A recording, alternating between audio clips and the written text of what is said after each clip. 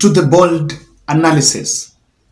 A proposal or a move by Bomet Governor Hilary Bachok pushing for the 2 Mau forest blocks to be put under the management of Bomet County from the Narok County is at the center of a brawl between Narok Senator Ledama Olekina and the Kir MP Johanna Ngeno. It's turning out to be a very ugly clash as the good senator puts up a gallant fight against Mau Forest, what he really believes should be under the Narok County. Ladies and gentlemen, welcome to a bold analysis. I have decided to look at this because the issue of Mau has been a perennial political debate across our election circles. And people have got ways of talking about Mau in ways that suits their ego. Allow me to put up my specs. Just started and I realized I cannot put up without it. The lights are proving to be a big challenge. Now, what has happened is that Senator Ledama Olekina is saying that the 2 blocks that Bomet County claims should be under them are actually should remain in Narok. And questions are emerging that over since this thing started, over 60,000 families had been evicted from Mau Forest, and the place has already been fenced by electric fence. And so what is good that people are fighting for in that forest, if it is just about generation? However, remember President Ruto's regime is having a very well-laid strategy on tree planting. And I listened to the voice of Ledama Olekina that I wanted to get here. Just heard the most ludicrous, in fact insane, comments made by one Johanna Ngeno talking about the Mau Forest, alleging that I made some utterances and suggesting that I never went to school. Ngeno, I want to teach you a lesson. You don't know nothing about conservation. I planted over 26 million trees in the Mau Forest. What I said is that any attempt to affect the boundaries of Mau Forest, what I represent as a senator of Narok County, my role as per the Constitution is to defend the interests of the people of Narok County. You know, you act as if you are an MP for Bomet. That's absolutely ludicrous. So all those nonsensical things that you're saying, I think you're the one who ought to go back to school. What I said, and I want to repeat, is that we all depend on the ecosystem of Mau Forest. What Bartok wanted to do is similar to what the former governor of Kericho was attempting to do. You know, we know your politics, and I dare you. You continue messing around with Narok. We'll deal with you accordingly. I see you running around with the governor, trying to give him some advice. Make sure you give him advice that only relates to your constituency, but not advice that relates to the entire Narok County. You know nothing about Narok County. And I'll tell you something. When you talk about conservation, you know, speak and practice what you preach. I'm standing in my own private forest. So when you're telling people that they don't know geography, I know. And if those, you know, the former leaders who saw it fit for the entire ecosystem of Mau that, you know, goes around Narok and Bomet to be administered through Narok administration, who are you now to come and say, no, let's go change? So stop lying to people. We know, you know, we know how cantankerous you can be. We know how stupid you can be. So let me tell you, don't go making any, you know, allegations. Come to me, ask me what I said. Because when you just yap and yap and yap, we can do it that better than you can do it. So my advice to you is this, my friend. Stick to your lane. I'm right on my lane.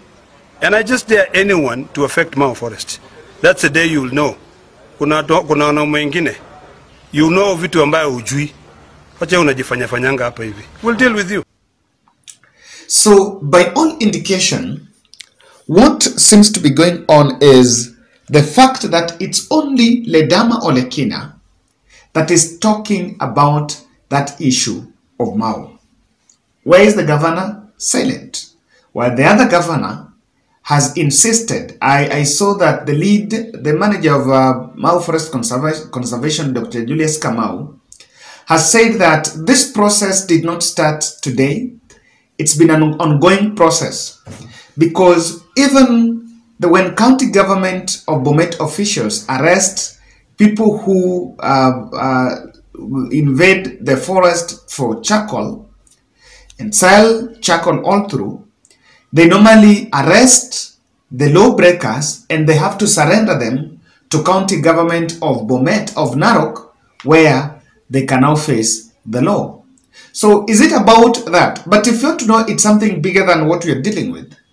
I listened to Johana Ngeno. His premise is that Mau Forest, only 5% sits in Narok. 95% cuts across the counties of Nandi, Kericho, Bomet, and Nakuru. So it begs the question, when the last we heard about the conservation efforts, I think the one that was led by Raila Odinga during the Grand Coalition government with Mwai Kibaki, the only counties that we spoke about was the two counties of Narok and Bomet. And in fact, I even saw when William Ruto was campaigning, and during the last campaigns, the issue of Mau, people only talk about it in the context of the two counties. Actually, just in the context of Narok County.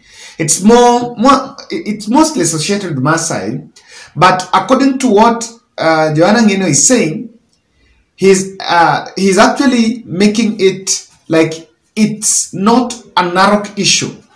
It's an issue that cuts across the Rift Valley counties. So, ladies and gentlemen, what exactly, how would you interpret this? Because everyone seems to be pulling his side of the string.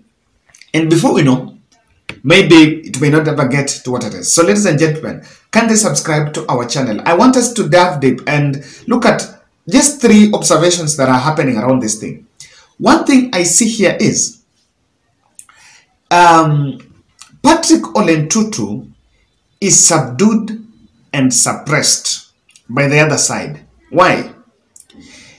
Despite the fact that he is a governor, he's the governor of Narok, the senator is talking about it. So the senator I'm seeing him, most of his critics, if we check the way this discussion is going on, the critics are saying that he's just trying to play the politics of antagonism. But that should be it. That should not be it.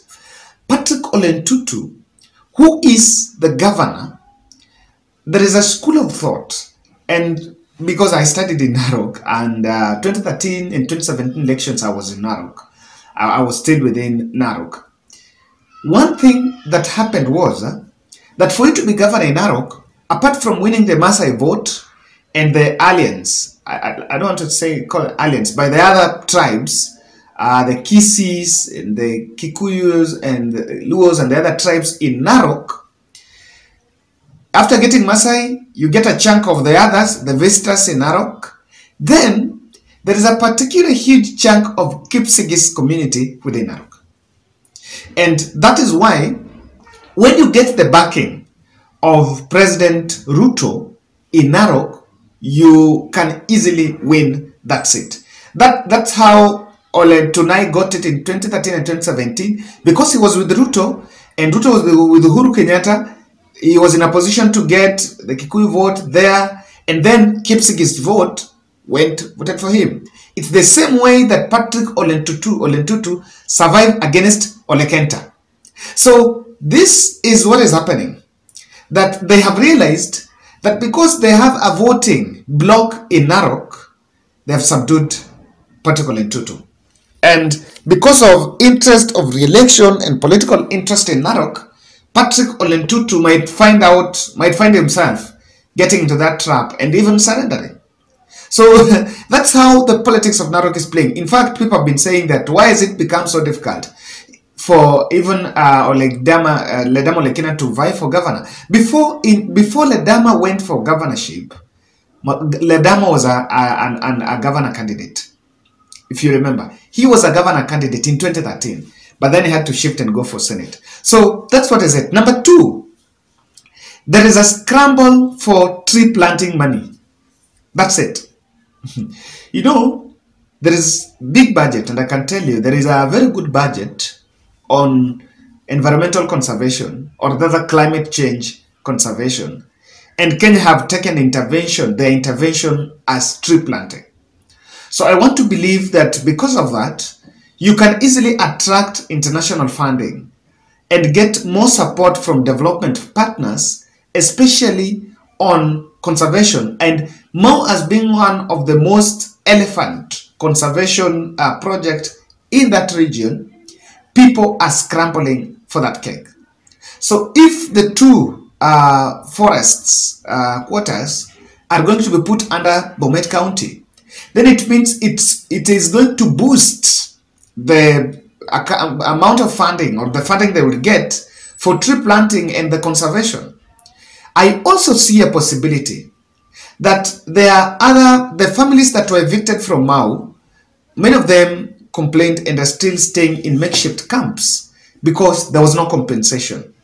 So there is a likelihood that the discussion about compensation might come up, and either at county government level there will be an intervention for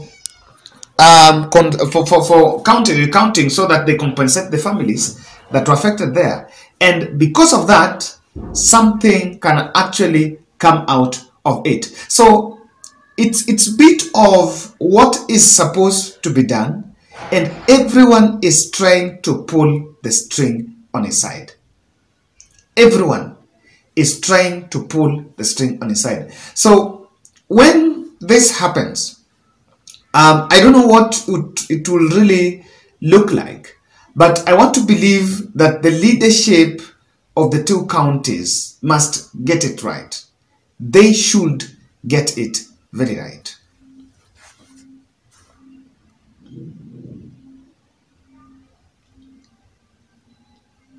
Forest.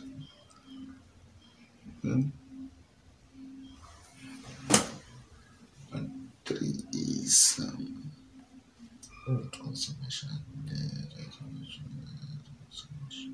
right.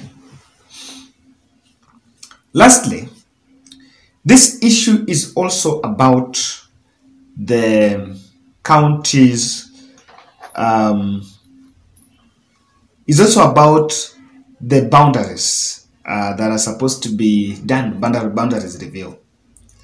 There is a likelihood that there are two suggestions, especially Narok County is very big. So there are suggestions to divide Narok County into two counties, and that also borders division of the constituencies in Narok County. But I don't buy the issue of the division of the constituencies, because as much as it be big, but the population does not really reflect big number. You can't go and put money in the forest, or you can't go and put money in the spaces. You must put money where you're also seeing people. I see a possibility that as this goes on, it will be a big trap on the Narok County, because all of them sit politically comfortable, and Bomet guys sit politically right with the president. It might have an effect on the upcoming boundaries demarcation by the IBC. We want to see how it plays on, but then that's my take, guys. Next is on William Ruto's Siatua.